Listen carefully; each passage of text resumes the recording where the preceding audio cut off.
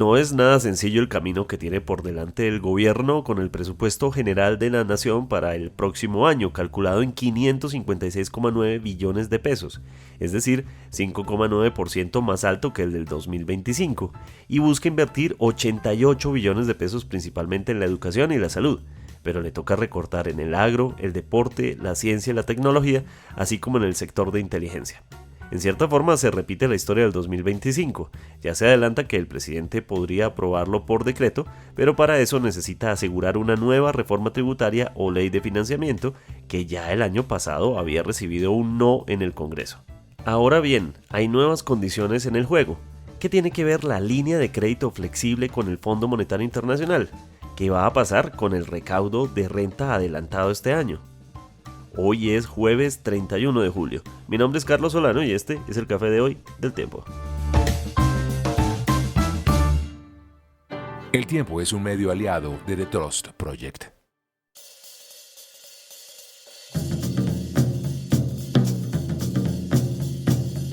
La idea de una reforma tributaria que venga amarrada con el presupuesto general de la nación empieza a generar un debate nacional grande, en el que el gobierno busca que se pueda financiar esos 26 billones de pesos faltantes para lograr el presupuesto establecido y poder cumplir, espera, su agenda de gobierno. Buscamos hablar sobre este tema con gente que representara la línea económica del gobierno. Desde el Ministerio de Hacienda nos dijeron que no era posible hacerlo. Desde otros frentes, como algunos expertos que están concentrados entre otros escenarios, alrededor de la Junta Directiva del Banco de la República, pues precisamente este jueves se reúne la Junta Directiva del Banco de la República y probablemente salga noticia desde ese frente. También quisimos hablar con otras figuras como el exministro Diego Guevara, quien nos dijo que en este momento no está hablando con medios de comunicación. Sin embargo, lo que sí encontramos fue lo que dijeron, entre otros, congresistas que hablaron con RTBC, y citamos entonces algunas de sus declaraciones. Por ejemplo, la representante a la Cámara, Sandra Jaimes, quien representa a los sindicatos, pero también al sector educación, celebra que la máxima inversión que se hará en el presupuesto va al sector educación. Así lo explica. Hoy se han ampliado los cupos en la universidad, gracias a que hay presupuesto, pero se necesita más presupuesto para que nuestros jóvenes puedan seguir yendo a la universidad y se puedan aperturar más cupos. Hoy se ha llegado con acueductos a muchos territorios del país. Cuando no había ese servicio público, necesitan recursos para educación, para salud. Otra voz que desde el progresismo ha estado muy atenta al debate sobre el presupuesto general de la nación ha sido María del Mar Pizarro, quien destaca entre varios puntos el hecho de que los impuestos no irían en esta reforma tributaria dirigida a los colombianos, sino a los dueños de los grandes capitales. Destacó, por ejemplo, el sector de las empresas de las apuestas, que generan, dice ella, más de 10 billones de pesos y no están pagando lo suficiente en impuestos. También otro de los puntos que ha destacado la congresista es que, si bien se recortó en el agro, este gobierno ha sido uno de los que más ha invertido en el agro, es decir, recorta sobre aumentos que ya había hecho, es lo que señala la congresista. Así lo explicó en uno de los espacios informativos de RTBC. Hay que tener en cuenta que en este momento las grandes empresas multinacionales extranjeras de apuestas están sacando, están teniendo ganancias billonarias, si no me equivoco, creo que son de 10 billones de pesos.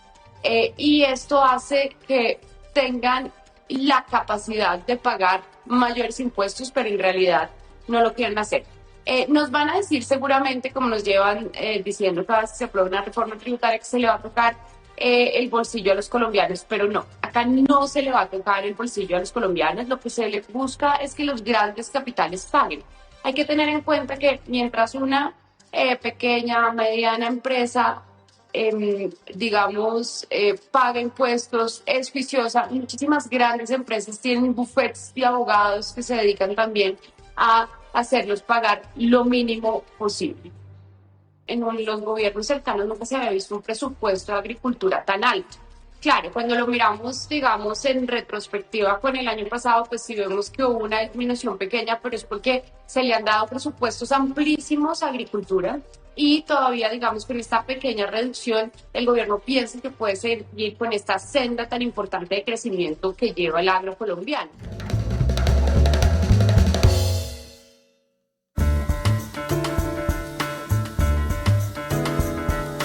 El país empieza una conversación a mitad del 2025 que tiene que ver con lo que va a ser el año 2026, especialmente el presupuesto general de la nación, que estima el gobierno, tal como lo presentó, invertir 556 billones, casi 557 billones de pesos, lo que representa un aumento de 5,9% frente a lo que se maneja en la actualidad, en lo que se ha apropiado en la actualidad.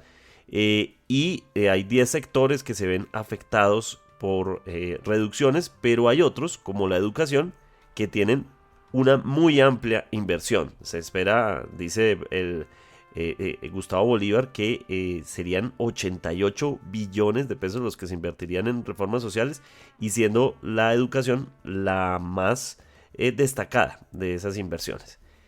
Pero por supuesto también ha tenido detractores, porque esto va a significar presentar una reforma tributaria. Y esa reforma tributaria espera recoger alrededor de 26 billones de pesos.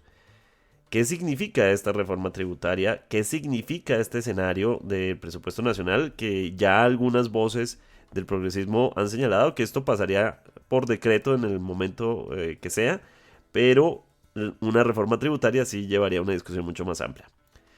Estamos con uno de nuestros analistas más destacados, el profesor Henry Amorocho, quien nos ha acompañado ya en varios análisis económicos previamente. Hemos intentado hablar con voces del gobierno, con el Ministerio de Hacienda, con incluso algunos de los senadores o congresistas más bien, que son cercanos desde el lado económico al gobierno, pero no ha sido posible hablar con ninguno de ellos durante esta jornada. Sin embargo, citamos algunas de las declaraciones que han dado, y sobre algunas de ellas nos vamos a basar para esta entrevista. Profesor, bienvenidos.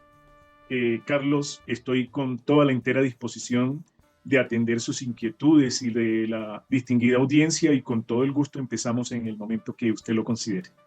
Perfecto, profesor, gracias.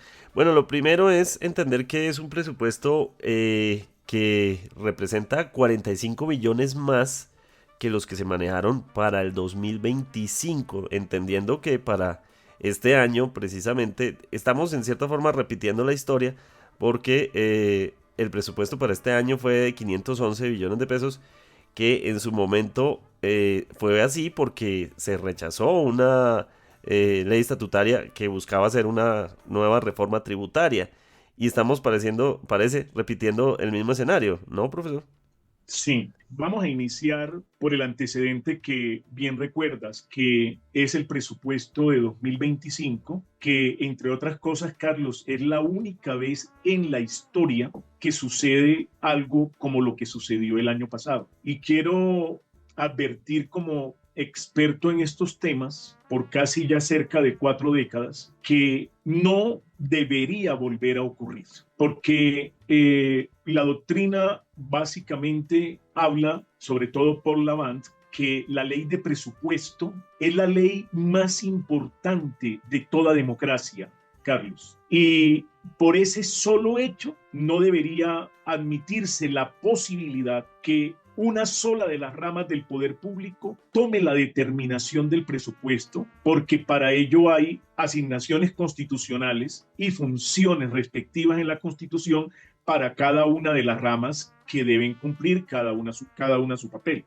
El año pasado hubo dificultades en ello, y eso originó que a final del año, por una aplicación de la jurisprudencia y en armonía con el artículo 348 constitucional, expidiera el presupuesto el presidente de la República por decreto. Eso no es lo que se quiere en la constitución política, es una excepción, y es una excepción que de verdad es la primera vez en la historia que se produjo en el año anterior y no debería ocurrir ahorita. Le comento, es cierto que el presupuesto presenta un aumento de cerca de 45 billones de pesos. Si usted toma el dato de lo que finalmente apareció en el marco final, el marco de gastos, el marco final de gastos que se presentó el 14 de julio, si se toma ese presupuesto de 511 billones, Carlos, si usted lo recuerda y si nuestra audiencia lo recuerda, esa fue la cifra por la que siempre el Congreso de la República el año pasado básicamente dijo que debería ser la meta de gastos.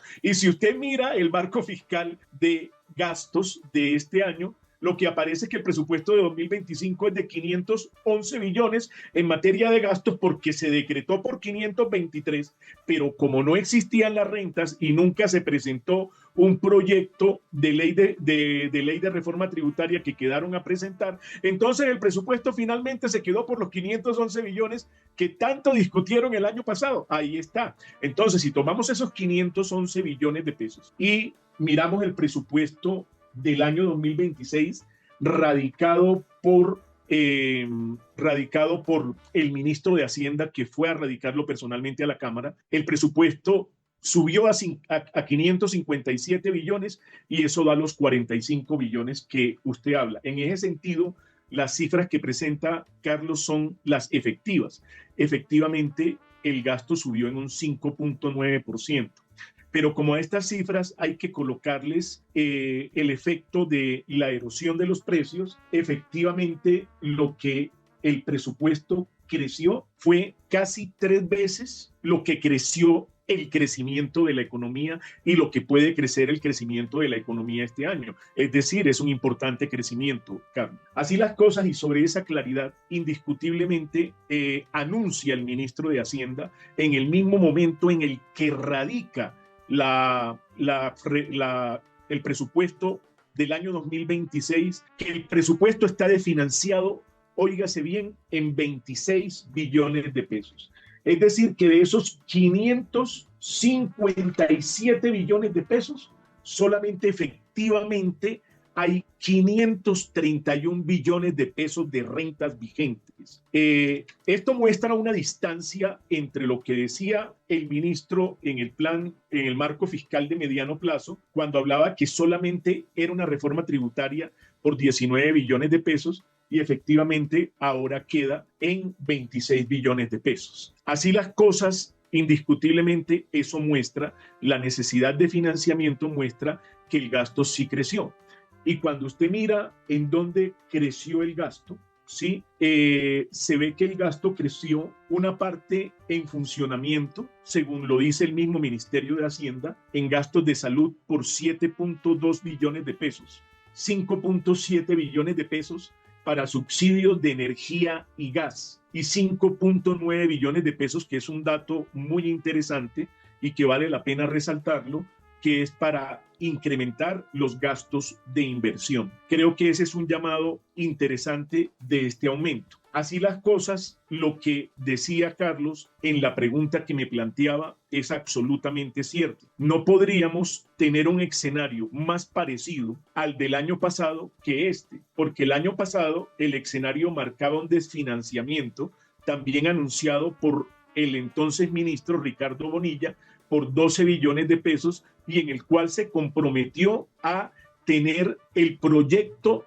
ellos lo llaman de ley de financiamiento, pero es realmente una reforma tributaria, Carlos, en 15 días. Y efectivamente eso no se entregó a los 15 días. Se entregó cuando ya se iba a aprobar la meta de gastos el 10 de septiembre y desde luego no había hecho debate en el Congreso. Y ahí fue donde se presentó toda la dificultad. Entonces, ahora estamos hasta el momento, Carlos, escribiendo una historia parecida, porque la historia parecida está en que el ministro de Hacienda ahorita dice, presento el presupuesto desfinanciado y quiero advertirle, Carlos, a usted y a la audiencia que nos escucha a esta hora, que eso es absolutamente legal en el ordenamiento constitucional colombiano. Artículo 347 de la Constitución Política, primer inciso, dice que el presupuesto se puede presentar desfinanciado, pero a su vez, Carlos, dice ese mismo artículo que el presupuesto se debe presentar, discutir y aprobar en el mismo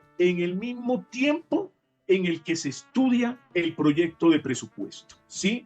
La financiación que haría falta de ese gasto que se presenta desfinanciado. Entonces, aquí hasta el momento, como usted bien lo decía, Carlos, se está repitiendo la historia del año pasado, porque hay un anuncio hasta ahora del ministro de Hacienda que se encuentra hoy día, ¿sí?, en el que se compromete a algún día de agosto, que no da fecha, a algún día de agosto, ¿sí?, a entregar el proyecto de reforma tributaria, que ellos lo llaman ley de financiamiento, pero que algunas veces lo llaman así y ahora lo están llamando más proyecto de reforma tributaria. En ambos casos, lo que hace ese proyecto es que se incluye como parte del cálculo de las rentas de este año y entra a financiar los gastos. Pero lo importante es, ese proyecto tiene que estar presentado y aprobado antes del 15 de septiembre para que no vuelva a pasar lo del año pasado, porque la ley dice claramente que el 15 de septiembre deben estar aprobados todos los recursos para financiar las apropiaciones presentadas, porque ese día se define la meta de gastos y la meta de gastos tiene que definirse sobre ingresos ciertos. Si usted no tiene ingresos aprobados, sí, y no se ha presentado aún la reforma tributaria, indiscutiblemente la meta de gastos quedaría no en 557, sino en 557 menos 26, en 531. Y ahí sí, como dicen en el término normal y popular, sí, la pelota está en las manos de la administración central del gobierno de presentar a su tiempo el Congreso para que estudie el proyecto de ley de reforma tributaria, que desde luego es la presentación de un proyecto que se va a debatir, que se va a discutir y que no necesariamente tendrá que ser de pronto como se presentó, sino porque como tiene lugar a discusión, desde luego puede tener lugar a modificaciones. Entonces, ese punto es bien importante y va a ser bien importante y depende, se lo digo, de la celeridad y de la objetividad y lo bien presentado que se dé el proyecto de reforma tributaria para la discusión en el Congreso, que es un escenario para parlamentar. Parlamentar significa presentar a consideración y discutir y debatir para llegar a decisiones de consenso. Oíamos a la representante Sandra Jaimes señalando que la inversión en la educación, siendo ella representante de ese sector, es histórica, que esto va a lograr uno de los grandes propósitos que se ha planteado el gobierno Petro. Entonces, digamos, hay unos puntos que el gobierno defiende dentro de sus proyectos de reformas sociales y, digamos, en los adagios populares precisamente, el que no gasta un huevo no encuentra un pollo, más o menos así que dice la frase, ¿no? No tiene un pollo. Pero, por otro lado, si le entiendo bien, resumiendo en gran parte lo que usted había dicho y espero no equivocarme, es decir, el presupuesto es por 556 millones de pesos con dos frentes de trabajo. Logrando una reforma tributaria que logre esos 26 billones de pesos y por otro lado, o el otro frente para llegar a esa cifra son una serie de recortes y son unos recortes grandes. Por ejemplo, en el deporte se dice que se está desfinanciando un 74%, desde el 2022 se ha venido desfinanciando un 74% el deporte. También se reduciría significativamente la información estadística de la nación, que pasaría de 1,1 billones a 854 mil millones de pesos. También digamos, hay una reducción, pese a que se ha invertido mucho dinero en agricultura en los últimos años, se reduciría un 24%, gastos de la presidencia se reducirían un 23%, tecnologías de la información 23%, vivienda, el sector vivienda menos 17%, en fin, y así podemos seguir. Por ejemplo, el Ministerio de la Igualdad y la Equidad menos 7% del presupuesto establecido. No están otros sectores como la cultura, que habitualmente en el anterior presupuesto de la nación tuvo una reducción significativa, pero sí hay unos sectores que bajan. Es decir, por un lado se espera recoger a partir de una reforma tributaria y por otro lado, para llegar a esa cifra tuvieron que recortar gastos. esto va a llevar a una discusión mucho más grande que solamente la reforma tributaria. Totalmente, Carlos, y la pregunta que usted hace es absolutamente clara y cierta de lo que le decían. Hace unos 2 días oí una entrevista que le hicieron al nuevo presidente del Congreso, el doctor Lidio García, en donde decía que el Congreso es la célula de la democracia en la cual se va a parlamentar sobre la presentación de proyectos que definitivamente en su consideración pueden ser susceptibles de cambios y modificaciones. Desde luego, la coincidencia que las modificaciones tengan para cumplir con lo que dice la ley. En ese sentido, el presidente del Congreso decía que todos los proyectos iban a llevar desde luego esa metodología, y eso es lo normal que se hace en el Congreso de la República. Y el punto que usted llama y en el que llama la atención, sí, es muy, muy interesante. Y le voy a decir una cosa, casi siempre en el Parlamento, le cuento, Carlos, que he estado en muchísimos momentos de discusión de presupuestos. Las cifras que llevan los proyectos de presupuesto casi siempre no terminan siendo las mismas, terminan siendo ajustadas porque todos los renglones de la población y los que representan a esos sectores desde luego están presionando por un lugar que son los recursos escasos. Es tan escaso que dicen que faltan 26 billones de pesos, pese a que le voy a decir una cosa, Carlos, es el presupuesto más alto de toda la historia de Colombia, este que se está presentando. Pese a eso, es escaso, y fíjese que lo deja ver usted en la presentación que se hace. El deporte ha sido, la verdad, un sector que ha sido sensible porque ha demostrado baja en el presupuesto. Sin embargo, ahí hay una situación que tendrán que discutir, por eso te lo digo, que es un lugar en el que va a tener que desempeñarse el Ejecutivo y el Congreso con cifras claras, porque es que yo creo que este es el momento de que se haga claridad, tanto en el Ejecutivo como en el Congreso, de cuál es y verdaderamente el resultado de los gastos en este año. Porque hay sectores a los que se les está bajando, pero cuando uno revisa históricamente hacia atrás, indiscutiblemente, y le digo una cosa, yo soy de los que veo que el presupuesto del sector deportes se ha reducido, ¿sí? Pero cuando uno revisa la ejecución de los años pasados, Carlos, encuentra que el sector deporte ha tenido problemas de baja ejecución. Entonces dice uno, ahí es donde se necesita el control político, y que el Congreso de la República, haciendo el control político y debatiendo el presupuesto, le diga al Ejecutivo cómo fue que calculó esa baja, porque el Ejecutivo tiene que explicar y fundamentar cada una de esas partidas y por qué se justifica tanta alza en otros. Entonces, desde luego, este presupuesto va a ser debatido, y le voy a decir una cosa, de las cosas más importantes que me parece de esto es que tome conciencia tanto Ejecutivo como Congreso que es el momento de sincerar las cifras y de sincerar la gestión, ¿sí? Para que salga un presupuesto como tiene que ser, un presupuesto que definitivamente refleje lo que necesita la satisfacción de las necesidades colectivas. Se habla de que estos 26 billones de pesos, Carlos, 7.2 billones de pesos se van a colocar más en salud, pero qué bueno sería saber para qué parte de la salud va, qué es lo que se va a adquirir, qué bienes y servicios va a mejorar, cómo va a mejorar el servicio, cómo va eso de cara a las nuevas discusiones de la reforma a la salud y a la situación crítica que está viviendo hoy la salud. Entonces va a ser muy importante esto.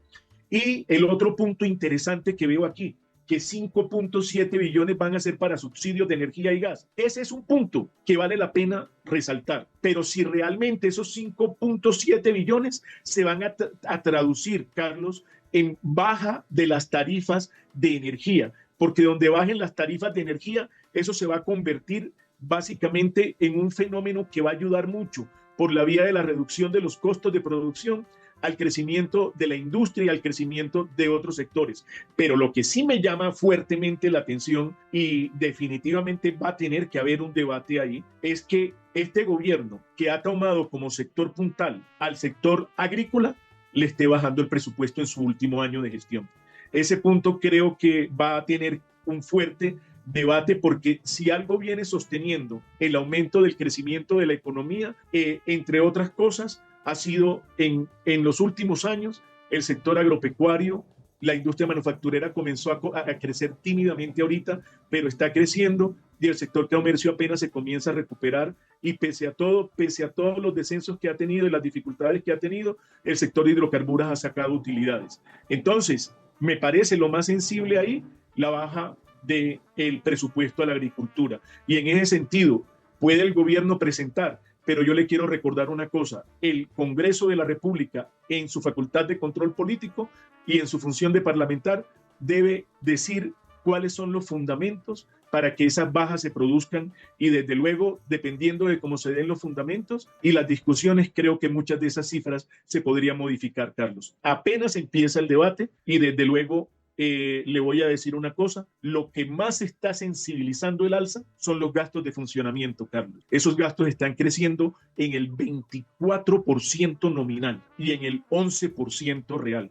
Ese va a ser un punto interesante de debate. Y le voy a decir una cosa, Carlos, como un dato para toda la audiencia: hay que pedir cifras, hay que pedir evidencias. Mire, hay un debate normal de que los gastos de funcionamiento están creciendo, y que de pronto están creciendo porque la nómina del Estado aumentó, que los contratos de prestación de servicio aumentó. Tienen que mostrar claramente dónde han crecido, cómo han crecido, cuál va a ser su compromiso, porque le voy a decir, donde la discusión se dé, y desde luego comencemos a hablar, que creo que esa va a ser otra pregunta ahorita, de cómo podrían darse esos 26 billones. Desde luego, un presupuesto no solamente se mira por el rasero de lo que necesito para financiar, sino de pronto en qué podría yo también, pese a esos descensos que usted está diciendo, Carlos, mirar de qué mejor manera, también con una mirada a los gastos, podríamos llegar a una situación que haga más posible, dentro de un escenario de dificultad de recaudo de ingresos, porque se ha demostrado, tratar de buscar una satisfacción completa de todos los sectores y las necesidades colectivas. El debate apenas empieza, y definitivamente creo que casi todos los analistas miramos a que de pronto va a ser necesario de alguna manera una reforma tributaria inteligente, pero que indiscutiblemente, por otro lado, hay que mirar un poco los gastos también, y desde luego eso se dará en el escenario de la discusión con el Congreso, y me imagino que tanto Congreso como rama ejecutiva del Poder Público deberán presentar sus mejores argumentos, y cada uno hacer su labor. Pero ahí está la situación. Sí es cierto que el gasto creció en funcionamiento, y creció en un 24%, pero le tengo dos noticias, Carlos, a usted y a toda la audiencia. Imagínese una cosa: el servicio de la deuda disminuyó en 10 billones de pesos. Imagínese, el servicio de la deuda disminuyó en 10 billones de pesos. Ese es un punto supremamente importante. Y mire que estuve haciendo una revisión. Usted sabe que esto no tiene 24 horas de entregado, y es un documento con muchísimas páginas, sí, pero de lo que he revisado hasta ahora, hay una situación importante, y es que el crédito con el Fondo Monetario Internacional básicamente se canceló, Carlos. Y esa alta cancelación del crédito con el Fondo Monetario Internacional, como pagó capital, te baja desde luego el pago de intereses, y eso le ha oxigenado al presupuesto 10 billones de pesos más. Esa es una muy buena noticia, ¿sí? Y veo yo una interesante coincidencia, porque lo que se baja del servicio de la deuda, Carlos, que son los 10 billones de pesos, pasan a financiar 8.8 billones de pesos más en inversión. Entonces me parece un dato interesante. Le quería dar ese dato final a propósito de la pregunta que me decía, porque la verdad, siempre en nuestras entrevistas acostumbramos, Carlos, a decir las cosas sobre evidencias, y las evidencias dan que el presupuesto de funcionamiento sí se aumentó, y que ese va a ser un elemento de debate alto en el Congreso, pero el servicio de la deuda se bajó y la inversión aumentó. Entonces, eso me gusta, porque el haber nuevamente recuperado la inversión, que había disminuido el menos 10.3% el año pasado, y que ahorita está subiendo en 7.3, que significa haber crecido aproximadamente 4 puntos por encima del crecimiento, implica decir nuevamente que de un año a otro se incrementó la inversión, e incrementándose la inversión se vuelve a cumplir con la Constitución Política de Colombia, especialmente en el artículo 350. Y quizás ese vaya a ser un punto importante para la actual administración, porque indiscutiblemente muchos de los puntos que se hacen por el plan de desarrollo, sí, tienen que desarrollarse con proyectos de inversión. Lo importante es que después de todo este asunto no llegue a quedar la situación en que pase lo que pase con la reforma tributaria, digan que los recursos con los que se va a desarrollar la inversión estaban asociados a la reforma tributaria y entonces se nos vaya a desaparecer lo que en números hoy nos deja contentos. Entonces nos toca esperar hasta el día 15 de septiembre que efectivamente se apruebe preliminarmente la meta de gastos y el 25 de septiembre que se apruebe ya en comisiones terceras y cuartas el proyecto de presupuesto de rentas y apropiaciones. Es decir, tenemos un trecho todavía de casi 2 meses. Carlos, de esa manera le contestaría la segunda pregunta. De acuerdo. Bueno, hay varias inquietudes que tenemos al respecto. Voy a empezar con la de la regla fiscal. El Ministerio de Hacienda, al presentar el proyecto, dice que este proyecto de presupuesto es consistente con la cláusula de escape de la regla fiscal. Si algo nos preocupó y generó mucha incertidumbre recientemente, internacionalmente además, al nivel de que las calificadoras redujeron su calificación e incluso hubo informes de medios especializados internacionales que señalaban que esto era gran parte de la ansiedad que genera eso, digamos, ese anuncio de que se podía quebrar la regla fiscal, pues tenía incidencia en esa ansiedad, en esa incertidumbre. Pero el gobierno dice es consistente con la regla fiscal. ¿Cómo se ve ese tema de la regla fiscal para el presupuesto 2026?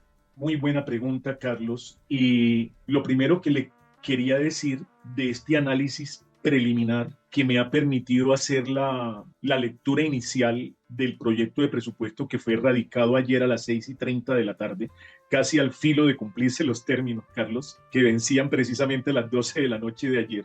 Haciendo ese análisis preliminar, yo encuentro datos muy interesantes. Y ahora que hacía mis cálculos y revisaba los del Comité Autónomo de la Regla Fiscal, porque a mí me gusta siempre mirar estadísticas contra organismos autorizados. Revisé mis cálculos y a mí me daba que el déficit fiscal total está en el 6.3% y el déficit que se esperaba era del 6.2%. Es decir, se estaría incumpliendo en ese punto un 0.1% la regla fiscal, Carlos, en ese punto. Pero viene otro dato que sí me parece que hay que mirarlo con cuidado, porque yo veo que se está deteriorando el balance primario. El balance primario se está deteriorando y en efecto, cuando hago el cálculo del balance primario, que es lo que te determina el gasto que está subiendo, es decir, el gasto de funcionamiento, Carlos, ¿sí? Que es el que está explicando verdaderamente el aumento, ¿sí? Porque acuérdate que te dije que el servicio de la deuda había bajado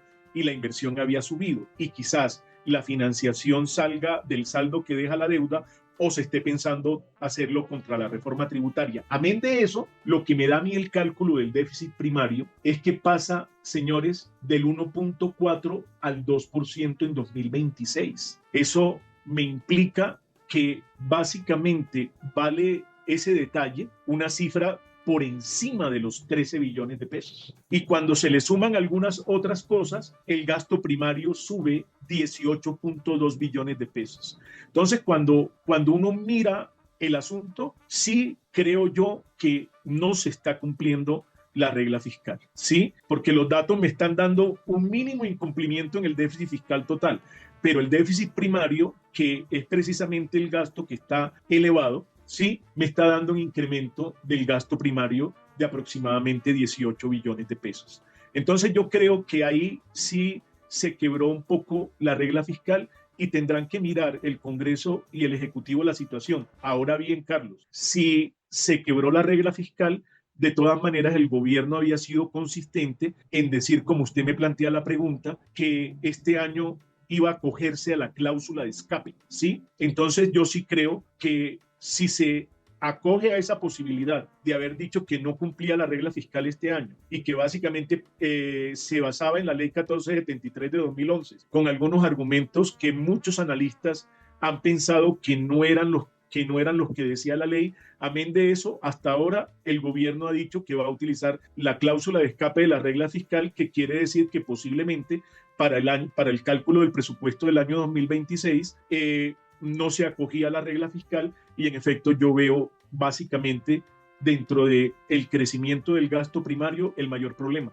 Hay un problema hay un problema en un rango entre 12 y 18 billones de pesos que me darían que posiblemente sí ellos están aplicando la cláusula, el gobierno nacional está aplicando la cláusula de escape fiscal y estaría siendo consistente con el anuncio que hizo el ministro y que el mismo presidente ha hecho. Yo le contestaría la pregunta, Carlos, en términos técnicos y con cifras claras en ese sentido. De acuerdo. Otra pregunta que le tengo, profesor, es acerca de, bueno, el presidente ha insistido públicamente, lo ha dicho en redes sociales, que quien debe llevar la carga impositiva son las empresas, los ricos del país. Oíamos también en unas declaraciones en RTBC a la congresista María del Mar Pizarro, que decía que no es a los pobres, no es a los ciudadanos, no es a los colombianos a quienes se les va a hacer una carga tributaria en el caso de la reforma tributaria que se llevaría para poder obtener esos 26 billones de pesos. Sin embargo, le quería preguntar sobre algo que es diferente este año con respecto al año anterior, y es que se adelantaron los recaudos de la renta a las empresas del año que viene, y había una preocupación porque precisamente esa carga pues se le está quitando el 2026 para ponerla en el 2025. Ese es un escenario distinto al del año pasado. Mire, Carlos, que para mí hay dos cosas que pueden estar generando la necesidad de una reforma tributaria. Y es que las rentas han perdido dinámica, sí, pero además lo que puede estar generando la necesidad de una reforma tributaria es que pese a que haya un buen resultado fiscal, el hecho de haber anticipado las rentas, que le cuento que eso ya iba por más de 17 billones de pesos, ¿sí?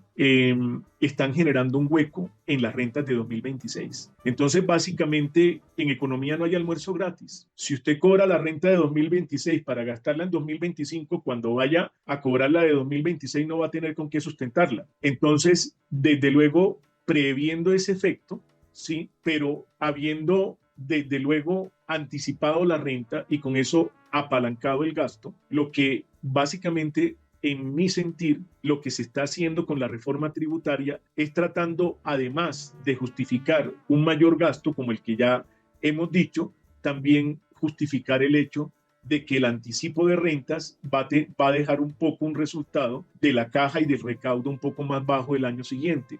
Entonces creo que vamos a tener una reforma tributaria para tratar de equilibrar cuentas el año entrante y desde luego a partir de ahí los años siguientes. Eso es lo que, como yo observo esa parte inicialmente en términos técnicos. En cuanto a la tributación como tal, yo insisto que en un país que está en recuperación económica y conociendo incluso la gestión, Carlos, que ha tenido este mismo gobierno, incluso iniciando su gobierno con la ley 2277 del 2022 que lideró el primer ministro de Hacienda, el señor José Antonio Campo, el doctor José Antonio Campo, básicamente hablaba de él en la exposición de motivos del señor presidente Petro, que llevando a cabo una eficiente gestión de la DIAN, sobre todo en el control de la evasión y la lucha contra el contrabando, podría conseguir básicamente en 3 años una cifra cercana a los 25 a 30 billones de pesos.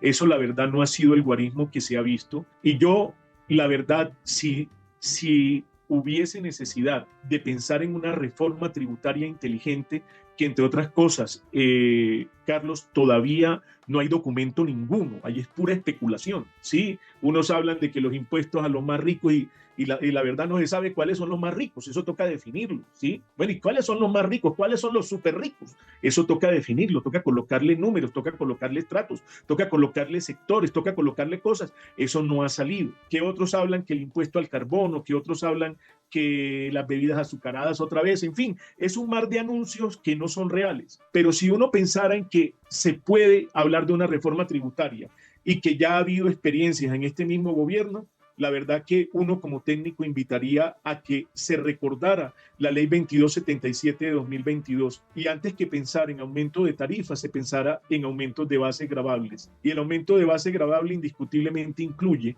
que personas que venían evadiendo el fisco y que lo vienen evadiendo tanto por renta o como por IVA, y por entradas ilegales y salidas ilegales de mercancías al país, que incluyen la sobrefacturación y todo este tipo de cosas, de importaciones, de exportaciones, etcétera, pueda producir una cifra importante que la puede producir. Y para eso se contrataron 10.000 personas más en la DIAN. Entonces toca pedir indiscutiblemente una mejor gestión de la DIAN. Hay otro punto que lo ha expuesto el gobierno, pero ese punto toca mirarlo con fina cautela, Carlos, y es el caso de mirar las exenciones del IVA.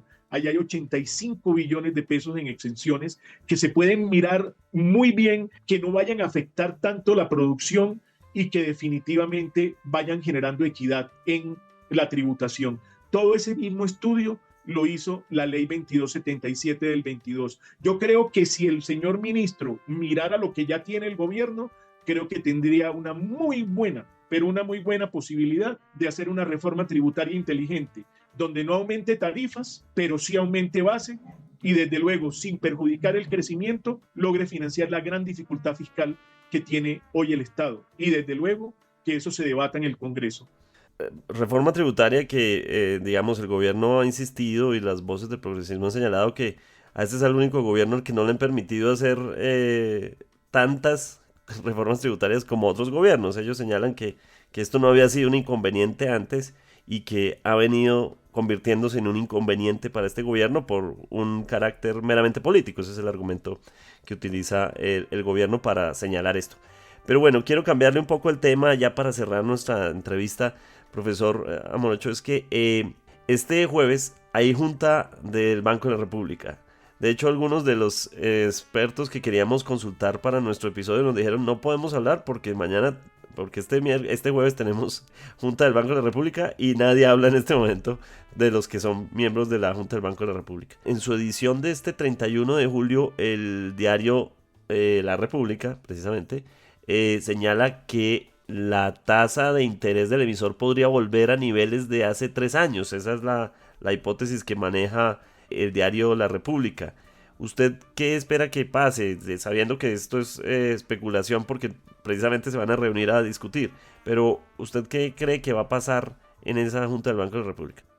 Quiero decirle que las reformas tributarias se puedan dar o no se puedan dar, toca mirar primero los contextos, ¿sí? Y resulta que nosotros, le voy a decir, nosotros no hemos salido de la pospandemia, Carlos. Entonces, cuando usted todavía está frágil y todavía la vacuna económica apenas comienza a darle efectos, yo creo que hablar de reformas tributarias de tarifas no es del todo apropiado porque el país está en recuperación, pero sí se pueden mirar salidas como la que les dije. Y ahora sí me meto en el tema bien importante que es un precio de la economía que se llama la tasa de intervención. Carlos, hoy se me ha preguntado en 3 medios y la opinión ha sido la misma y la voy a compartir ahorita con toda la gran audiencia de nuestro café de hoy en El Tiempo. Mire, si usted mira el comportamiento de la inflación, viene descendiente en los 3 últimos meses. Estamos en el 4.8%, ¿sí? 4.82% para ser más exactos. Pero si usted analiza, tenemos un sector productivo siendo resiliente y estamos en un crecimiento del 2.7% pese a todas las dificultades que se han presentado y sobre todo dificultades que se han presentado por el lado del clima, por el lado de muchas lluvias que se comieron un montón de cosechas. Y pese a todo eso, se bajó el IPC. Pero cuando usted revisa ese punto, yo sigo viendo el muy buen papel regulador, Carlos, del Banco de la República. Porque creo que el frente externo, además, viene siendo regulado y controlado muy bien, porque nosotros tenemos una tasa de cambio que ha presentado volatilidad de acuerdo a factores internacionales y a factores internos. Y dentro de los factores internos positivos que nos han pasado, el IPC se ha reducido en 43 puntos básicos este año. 1. 2. Le voy a decir una cosa. En este momento, la tasa promedio de colocación en el sector privado está por debajo de la tasa de intervención, Carlos. Ese es otro indicador que al Banco de la República le debería llamar la atención. Que el mismo sector privado, con los mismos usuarios de crédito, han llegado a acuerdos sobre tasas de interés más bajas. Entonces, ese es otro indicador que el banco lo tendrá que ver, ¿sí? Y le voy a decir en qué ha ayudado eso mucho, Carlos. Ha ayudado mucho en eso el pacto por el crédito que tiene Asobancaria con el gobierno nacional. Usted sabe cuánto se ha colocado ahí por parte de la banca, 117 billones de pesos. Eso es una barbaridad de recursos y con tasas de interés más planas, por debajo de la tasa de intervención. Es decir, es un indicador de que el mercado como tal te está llevando a tasas de interés más bajas. Entonces ya van dos indicadores. La inflación, que le acabo de decir, y el otro punto importante es que tenemos un crecimiento, una dinámica del crecimiento en el 2.7% y tenemos en el frente internacional a un señor como Donald Trump que viene insistiendo y presionando a la Reserva Federal, que no se ha dejado presionar, pero ya comienzan a darse visos de aquí a septiembre que posiblemente podrían bajarse en algunos puntos básicos las tasas de intervención de la Reserva Federal. Entonces, todo este tipo de situaciones entre uno y otro frente, interno y externo, y entre el frente que también está ayudando la tasa de cambio de alguna manera, pese a que el precio del petróleo ha comenzado a tener figuración porque nuevamente ha vuelto a subir, pero antes de eso venía la tasa de cambio llegando a los 4.000, ha desde luego incidido en que haya un comportamiento en el que en este momento el Banco de la República tenga un ambiente adecuado para bajar al menos en unos 25 puntos básicos la tasa de intervención. Y como lo había dicho antes, Carlos, para la vez pasada yo sí tuve absolutamente de acuerdo con la Junta Directiva del Banco de la República que actuara con esa cautela y esa prudencia, pero cuando un sector privado como el nuestro, con el sector financiero, muestra la resiliencia que se viene mostrando, creo yo que también es bueno que no por medidas políticas, sino técnicas, con los argumentos que han dado y con todo el respeto que como institucionalista me merece la Junta del Banco de la República, yo simplemente como analista y profesor que soy, le sugeriría muy respetuosamente a la Junta Directiva del Banco que pensara en la posibilidad de una baja de 25 puntos básicos para seguir dinamizando un mercado que está respondiendo y en el cual viene demostrando que sectores como el agro, sectores como la manufactura, sí, y de alguna parte el comercio ya comienza a dinamizarse.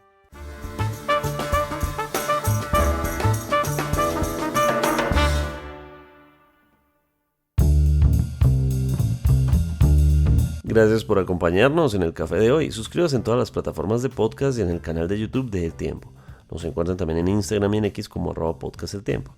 Además, si quieres recibir a través de WhatsApp la notificación de cada nuevo episodio, siga el enlace que se encuentra en la descripción o envíenos un mensaje con la palabra suscripción al teléfono 320-300-5327 y haga parte de la comunidad del café de hoy. Este episodio fue producido por Pedro Sánchez. Mi nombre es Carlos Solano. Podcast El Tiempo.